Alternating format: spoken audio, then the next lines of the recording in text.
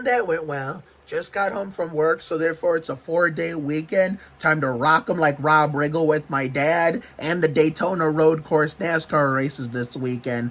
20 years since the death of Ralph Dale Earnhardt Sr., the driver of the number 3 GM Goodwin Service Plus Chevrolet Monte Carlo for Richard Childress Racing. I'm going to make this a quick video and also talk about the Spurs COVID situation. First off, February 18th, 2001, 3 days after what was my 7th birthday at the time. Therefore, I skipped the 125s to go to school, and I had a good day. And so therefore, I think the next day we took off. I lived in Michigan at the time, in the Lenore house. Therefore, we took a trip up to Ohio to see both my mom's side of the family and my dad's side of the family, and of course, the head honchos of either side. Mostly my mom's side, my grandparents. My mom's parents. So therefore, we were coming up from Michigan to Ohio for my 7th birthday. We had no family in Michigan whatsoever, so we always had to come up to see them. And if the family wanted to see us without us traveling, they'd have to go from here in Ohio all the way down to Michigan. So therefore, we went up to see family for my birthday in 2001. For my birthday weekend. February 18th, we were supposed to leave that day. Normally on Sundays, we would leave so early in the day, and when we got home at late afternoon, early evening, we have all evening to unpack and all night to do whatever we want, we never left before going to bed and go to school the next day. Well, we decided to stay longer and decide to watch this was my first race. We decided to watch the 01 500. How I got into NASCAR? Well, this is how it happened.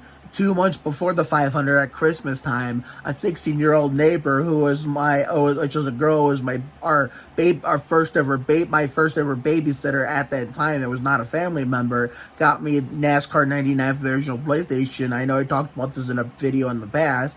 Well, it was, the game where it's 1998 in the game. So therefore, that's what got me into it, in between Earnhardt Sr. and Mark Martin, considering that Mark Martin had my first and middle name. And of course, Dale Sr. with the 76 wins and the 7 championships. And of course, that famous Hall of Fame career. I chose Earnhardt Sr. So therefore, I had him all of January during my only full part of the 2001 NASCAR season.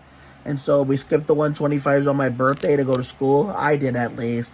And then the 16th, I didn't give a shit about the trucks of the Busch Series, Craftsman of the Busch Series back then.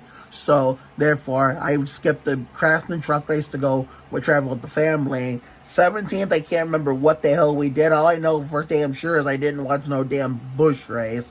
I didn't watch the Napa 300. Like I said, I didn't give a rat's ass about Busch and Craftsman back then. Especially considering I was brand new to NASCAR. I just gave a shit about Winston Cup. And so we got up early. I slapped on my Dale Sr. shirt I got for my birthday. And of course, the Dale Sr. hat that I wore to work today, I wore. Earnhardt Sr. finished third in his Gatorade Twin 125. He had it won until a late race caution for a spin-off turn 4 by Dale Jarrett and Ron Hornaday. Therefore, it was a one-lap shootout to decide the winner of Twin 125 race 1. Earnhardt jumped up to a gigantic lead, which is a bad thing at Daytona and Talladega, because they'll just get a run. The pack behind you will get a run down the back straightaway, gang up on you, and make you a sitting duck and go past you like you put on the brakes and are standing still. So that's why instead of him starting third, he had to start 3, 5, 7. He had to start 7th instead of 3rd. That's because he finished 3rd in 125 race 1 on my birthday. So we decided to stay for the race, longer for the race, and it was a great race. But then when Tony Stewart flipped down the back straightaway and took 17 other cars with them, NASCAR, as everybody knows, red flagged the race at the exit of the tri-oval, across the whole tri-oval from the exit of it to the very center of it. At the time, I did not understand red flags or what the hell it meant, so I thought it was going to take too long for them to clean it up or have the race stop. So I said to my family and my parents and sister, let's go home back to Michigan. Gotta go find out what happened in the race the next day. So we left, and while we were driving home, the race resumed and Earnhardt crashed. I didn't know what happened. Nobody knows. Like, remember how social media, like YouTube, Facebook, Twitter, Instagram or even TikTok didn't exist back then? So nobody found out till they watched like ESPN or SportsCenter or ESPN News the very next day, and that's what happened to me. So yeah, that's how I found out about. That's why how I had my story of how I found out Dale was dead. You know how where I was when his passing happened. And 20 years later, I like the guy who replaced. Well, Harvick replaced him first when the car was renumbered from 3 to 29, and the color was changed from black to white. But I chose not to go down the route for rooting for his initial replacement, Harvick, or his son Dale Jr. The very small path that very little people went down. His teammate Mike Skinner. I made a connection, you know, with the Earnhardts and Pettys, you know, learning the story about how they had a close connection, you know, Richard and Dale being 7-time champions, Kyle losing his son in 2000, Junior losing his dad in 2001. So therefore, in 2003, I became a Kyle Petty fan. I'll save that conversation for another day. But nowadays, I like the guy who drives the 3 now, Austin Dillon. It's not because it was... Well, part of it is because Dale was my favorite, but the real reason, because Austin and Ty had stellar 2011 seasons in trucks and ARCA, and then the Speed Channel had a pre-race documentary about it, and before the 2012 truck race at Daytona. Sorry about that, everyone. Thank God I installed a video editor on my phone in case something like that happens. My phone was ringing as I was recording, so therefore, my apologies. I liked Austin and Ty because there was a special documentary. You know, it was a pre-race documentary. Not really a true documentary, but a story on how awesome they had in 2011 in trucks with Austin, ARCA with Ty. I knew there were going to be something special in the future, maybe be good and like really, really good in the long run. That's why I went with them. It's just a coincidence that RC, their grandfather let them have the 3 because they wanted to use it for their grandfather who had it before Dale did, not because of Dale himself. Richard Childress drove it first, by any means, and if anything, Dale was the one who made it famous, and it makes also, you know why it makes sense for Austin and Ty to drive it back in the early 2010s, and Austin having it in the Cup Series now, because Dale Sr. was Austin and Ty's godfather. That's why. So yeah, that's the whole reasoning. Okay, now the Spurs COVID situation. I'm going to try to make this as quick as possible. So apparently, after the Spurs Hornets game the day before my birthday, my 4-year best friend anniversary of Brindley Kerr. If you haven't already, go subscribe to her. The link is in the description. Someone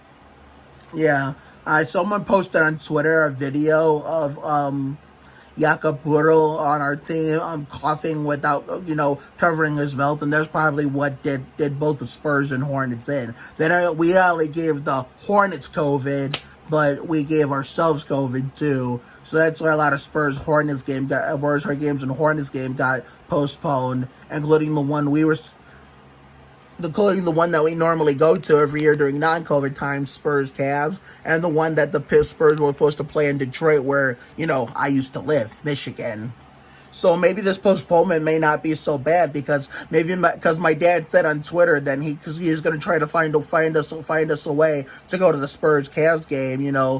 Originally, I posted on Facebook and Twitter that for the first time since 2012, we won't be able to go because of COVID. Because I know like I said, I know the Cavs are allowing fans, but unfortunately, at first it seemed all hope was lost, considering that the people that had the tickets to give my dad to go take me to the Cavs games whenever the Spurs were coming to town didn't have them this year because of COVID. But my dad's going to try to find a loophole. That way him and I can go anyway, even if it means we have to wear masks there and have to be, follow safety health protocols. Social distance. We can't get up close. And with the way that the NBA's doing COVID business, Bill and Sean won't be there like normally, so I can't just go around looking for them like I would do in years past, because they're going to be in San Antonio in the AT&T Center calling it on the Spurs feed, and that would be no problem issue either, because I don't have to listen to Austin Carr's annoying drunk bitch ass. Thankfully. And I don't have to worry about stupid ass commercials either. So, yeah. I mean, I'm glad the Spurs got the win before this all happened, the day before my birthday. And at the same time, while I'm disappointed we're not going to play for a while, it's kind of nice to have a break from, from basketball. Yeah, that's the garage door opening. I think my grandfather was cleaning out the snow. So my apologies, everyone. I'm recording in my bedroom because I just don't feel like getting up and going to the computer to edit this shit. That's why I installed a video editor on my phone, just in case the computer gave me trouble. I didn't feel like editing on the computer. So, now, what was I saying? Oh my god, I completely lost my train of thought. Give me a second. 5 minutes later. Okay, now I remember now. I'm glad we got the win the day before my birthday, on my birthday eve, Valentine's Day, before this happened, because we deserve a break. I mean, why couldn't we get this kind of break last year during what was a train wreck of a season? Like, seriously. Like, I mean, to be fair, we kind of did get a break in the COVID break, but it was a break we didn't even want. I mean, it was kind of wanted. I kind of wanted it, kind of didn't. I wanted to get the season over with in April of last year. That way, I could go the whole summer stress free with with Spurs wise. But at the same time, I wanted to finish the season properly and get a much needed break properly. So therefore, this kind of gives me a break and kind of eases up my schedule. With NASCAR and some of my regular shows and whatnot. So therefore, hopefully, whoever tested positive for COVID on the Spurs, 4 or 5 players, I hope that they have a speedy recovery. And of course, the Spurs fan in me hopes for that. But the NBA fan in general in me hopes that the Hornets have a speedy recovery from COVID, because you really hate to see health and injury problems in the NBA. So you don't want to see it at anybody or wish it at anybody, whether you hate them or you love them. And other than those kind of things, the ones that like Kyle Petty said at the end of the Firecracker 400, and Tony Stewart dumped Kyle Busch for the win, coming to the checkered flag. But there's fans out there that love you, there's fans out there that hate you, and the ones that hate you are going to use it against you, so just keep your mouth shut. So anyway, that's my TED Talk for today. Hopefully I'll be able to bring you guys a lot of action where me and my dad are rocking it like Rob Riggle all weekend long. So therefore, have a good night tonight and a better day tomorrow, and I'm going to go return that phone call. Take care, everyone. Good night.